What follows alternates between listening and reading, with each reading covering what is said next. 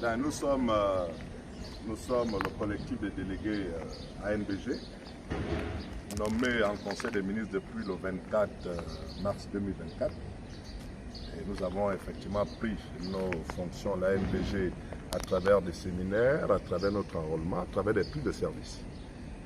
Les délégués intérieurs, tous ont rejoint leur poste d'affectation dans les chefs-lieux de province, et les délégués extérieurs étaient à l'attente de toutes les commodités pour qu'ils rejoignent leur poste d'affectation.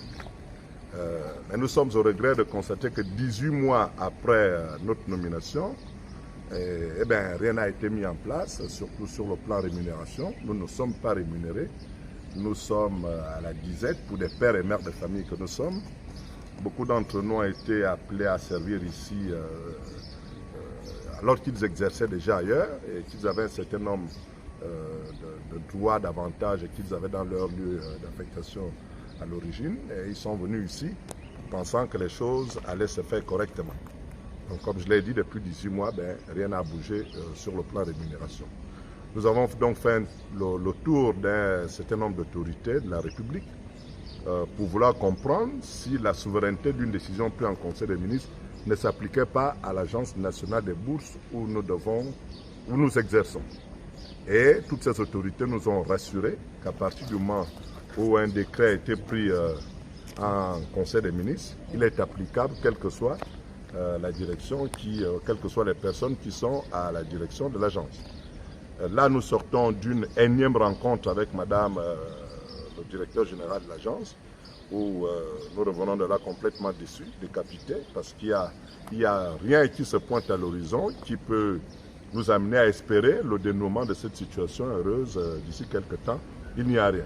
Madame la DG nous fait comprendre qu'elle n'a pas reçu un certain nombre d'archives, elle n'est pas très au courant. On a comme l'impression que l'administration n'est pas continue à l'ANBG, elle est là, statique, et elle se fait à la tête du client. Donc c'est pour cela que nous appelons à la très haute attention du président de la République, chef d'État, du gouvernement. D'ailleurs, nous l'avons déjà dit, nous avons rencontré un certain nombre de membres du gouvernement, notre ministre de tutelle, les collaborateurs du vice-président du gouvernement, le vice-président de la République, pour attirer l'attention de ce que 32 familles sont à la disette. Et connaissant les contraintes d'une rentrée scolaire, nous voulons véritablement que justice soit faite, que nous soyons payés, et que chacun puisse gérer sa carrière comme nous l'étions dans nos administrations avant de venir à l'ANBG.